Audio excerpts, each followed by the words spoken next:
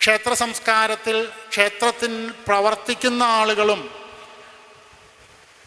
വളരെയധികം ജനങ്ങളായി മാറിക്കൊണ്ടിരിക്കുന്ന ഒരു കാലഘട്ടം. ജനങ്ങളാണ്. പണ്ട് എന്ന് പറഞ്ഞാൽ രാജകുടുംബമാണ്, അല്ലെങ്കിൽ ഒരു വ്യക്തിയാധിഷ്ഠിതമായിരുന്നു ഭരണമെങ്കിൽ ഇന്ന് ജനങ്ങളുടെ ഭരണമാണ് എല്ലാ സ്ഥലത്തും. അതാത് കമ്മിറ്റിക്കാരും അതുപോലെയുള്ള കാര്യങ്ങളൊക്കെ, അതിൻ്റെ നന്മയും തിന്മയും ഒക്കെ ഇന്ന് നിലനിൽക്കുന്നുണ്ട്. അതിലെ നന്മ എല്ലാവർക്കും ആ ഭരണത്തിൽ പങ്കാളിയാവാമെന്നുള്ള വളരെ ഒരു നന്മ. എൻ്റെ കൂടെയാണ് ക്ഷേത്രം.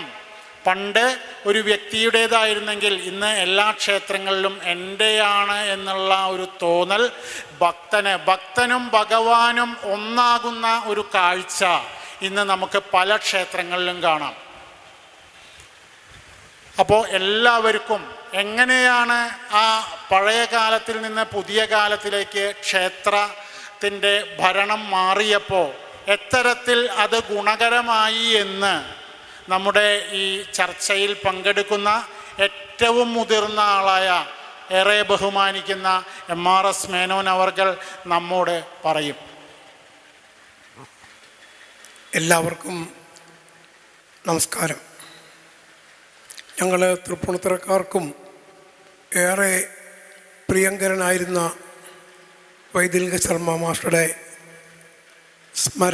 സ്മരണകൾക്ക് മുമ്പിൽ ആദരാഞ്ജലികൾ അർപ്പിക്കുന്നു.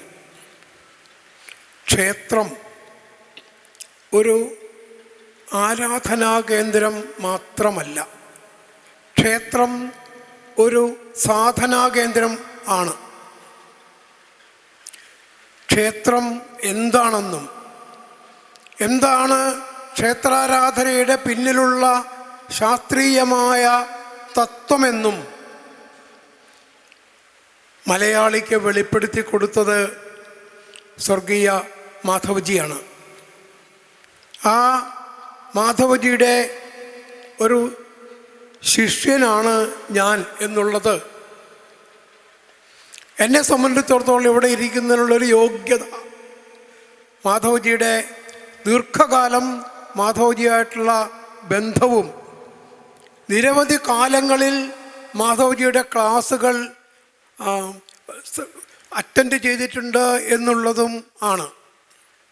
ഞാൻ തുടങ്ങിയത് ക്ഷേത്രങ്ങൾ ആരാധനാകേന്ദ്രങ്ങൾ മാത്രമല്ല, ക്ഷേത്രങ്ങൾ സാധനാകേന്ദ്രങ്ങളാണ്. ക്ഷേത്രങ്ങൾ സാംസ്കാരിക കേന്ദ്രങ്ങളാണ്. ക്ഷേത്രങ്ങൾ സനാതനധർമ്മ പഠന കേന്ദ്രങ്ങളാണ്. സഹസ്രാബ്ദങ്ങളുടെ നമ്മുടെ സംസ്കൃതി നിലനിന്നത് ക്ഷേത്രങ്ങളിലൂടെയാണ്.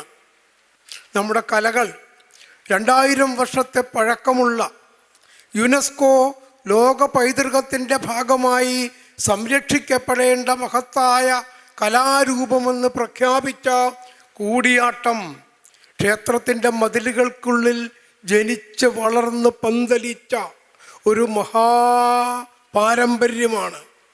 നമ്മുടെ കഥകളിയും കൂടിയാട്ടവും നൃത്തവും സംഗീതവും ചിത്രകലയും ശില്പകലയും അങ്ങനെ നമ്മുടെ നാടിൻ്റെ പാരമ്പര്യത്തിൻ്റെ ഈടുവയ്പായ മഹത്തായ എല്ലാം തന്നെ ക്ഷേത്രങ്ങളിലാണ് ജനിച്ചത്, ക്ഷേത്രങ്ങളിലൂടെയാണ് വളർന്നു വന്നത്. അപ്പം ക്ഷേത്രം എന്തിനാണെന്ന് മനസ്സിലാക്കിക്കൊണ്ട് ഈ നാടിൻ്റെ പൈതൃകത്തെ സംരക്ഷിക്കുന്നതിൽ ക്ഷേത്രങ്ങൾക്കുള്ള പ്രധാനമായ പങ്ക് എന്താണെന്ന് നാം മനസ്സിലാക്കണം. ഈ നാട്ടിൽ സാധാരണ ജനങ്ങൾ ഏറ്റവും അധികം ബന്ധപ്പെട്ടിരിക്കുന്നത് ക്ഷേത്രാരാധനയുമായിട്ടാണ്. ഉപനിഷത്തുക്കളിലുമുള്ള ഒക്കെയുള്ള മഹത്തായ ആശയങ്ങൾ, മഹത്തായ ചിന്തകൾ നിലവിൽ നിന്ന നാടാണ് ഭാരതമെങ്കിലും ഇവിടെ സാധാരണ വ്യക്തിയെ സംബന്ധിച്ചിടത്തോളം ഈ ഉന്നതമായ ചിന്തകൾക്കല്ല അവൻ്റെ ജീവിതത്തിൽ സ്ഥാനമുണ്ടായത്, ക്ഷേത്രങ്ങൾക്കാണ്. ക്ഷേത്രാരാധനയിലൂടെ ഏറ്റവും ഉന്നതമായ പരമമായ പദത്തിൽ എത്തിച്ചേരാൻ സാധിക്കുമെന്ന് ശ്രീരാമകൃഷ്ണദേവൻ കേവലം ഒരു കാളീക്ഷേത്രത്തിലെ പൂജാരിയായിരുന്ന, തൻ്റെ പേര് പോലും മാതൃഭാഷയിൽ എഴുതാനുള്ള അറിവില്ലാതിരുന്ന ശ്രീരാമകൃഷ്ണദേവൻ വിവിധ നാമരൂപങ്ങളിൽ അറിയപ്പെടുന്ന എല്ലാ ദേവതാ സങ്കല്പങ്ങളെയും ഒരു ശരീരത്തിലിരുന്നു കൊണ്ട് പ്രത്യക്ഷപ്പെടുത്താൻ കഴിഞ്ഞത് ക്ഷേത്ര ഉപാസനയിലൂടെ ആണ്. അപ്പം ക്ഷേത്ര ഉപാസന ഏറ്റവും ഉന്നതമായ ഒരു ആധ്യാത്മിക തലത്തിൽ എത്തിക്കുന്നതിനുള്ള ഒരു പടി കൂടിയാണെന്ന് നാം മനസ്സിലാക്കണം. ഇന്ന് അതേപോലെ തന്നെ ക്ഷേത്രം സനാതന ധർമ്മ പഠന കേന്ദ്രങ്ങൾ കൂടിയായി മാറേണ്ടതാണ്. നമ്മുടെ ക്ഷേത്രങ്ങൾ നിലനിൽക്കണമെങ്കിൽ നിലനിൽക്കേണ്ടത് ഈ സംസ്കാരമാണ്. ഈ സംസ്കാരമില്ലാതെ ക്ഷേത്രങ്ങൾക്കൊരിക്കലും നിലനിൽക്കാൻ സാധിക്കുകയില്ല. അപ്പം ക്ഷേത്രങ്ങൾ നമുക്ക് പോയി പൂജ നടത്താനോ ആരാധിക്കാനോ ഉള്ളതുപോലെ തന്നെ ക്ഷേത്രങ്ങൾ ഈ സംസ്കാരത്തെ നിലനിർത്തുന്നതിനുള്ള കേന്ദ്രങ്ങളായി മാറേണ്ടതാണ്. പക്ഷെ ഇന്നത്തെ അവസ്ഥ എന്താണ്?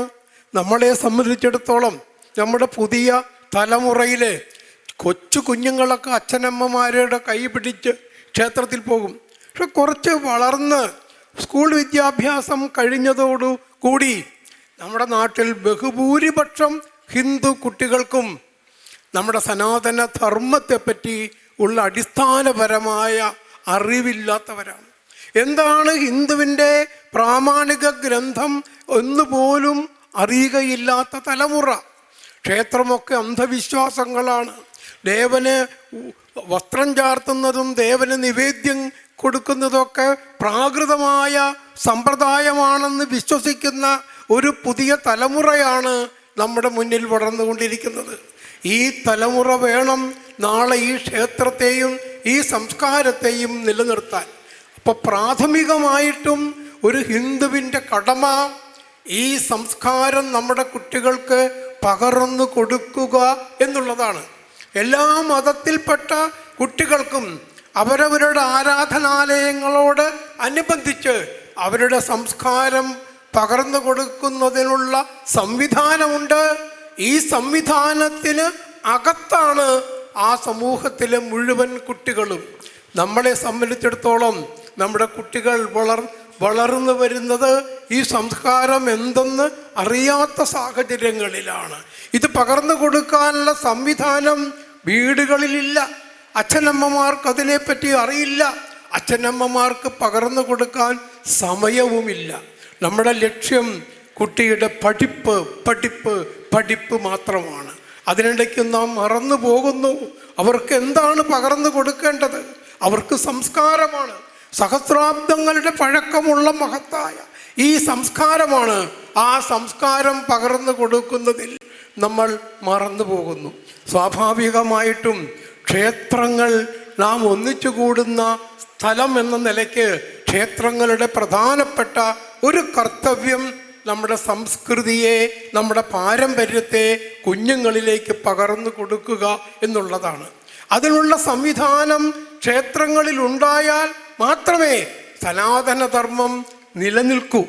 1970 മുതൽ നിങ്ങളിവിടെ ഇരിക്കുന്ന ആളുകളിൽ ഭൂരിപക്ഷം ആളുകളും ജനിക്കുന്നതിന് മുമ്പ് ഞാൻ ആരംഭിച്ച ഒരു പ്രവൃത്തിയാണ്.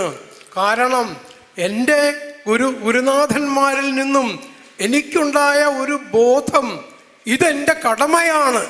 ഈ മഹത്തായ സഹസ്രാബ്ദങ്ങളുടെ പഴക്കമുള്ള ഈ സംസ്കാരം അടുത്ത തലമുറയ്ക്ക് പകർന്ന് കൊടുക്കാനാണ് ഞാൻ ജനിച്ചത്. ജോലി ചെയ്ത് ശമ്പളം മേടിക്കാൻ വേണ്ടി മാത്രമല്ല, ആ ബോധമുള്ളത് കൊണ്ട് ഇന്നും ഞാൻ ഈ പ്രവൃത്തി തുടരുകയാണ്. അതുകൊണ്ട് ഒന്നാമത്തെ കാര്യം, ഈ ക്ഷേത്രങ്ങളിലൂടെ സനാതന ധർമ്മത്തിൻ്റെ പ്രാഥമിക പാഠങ്ങൾ പകർന്നു കൊടുക്കാനുള്ള സംവിധാനം നമുക്ക് ഉണ്ടായേ പറ്റൂ.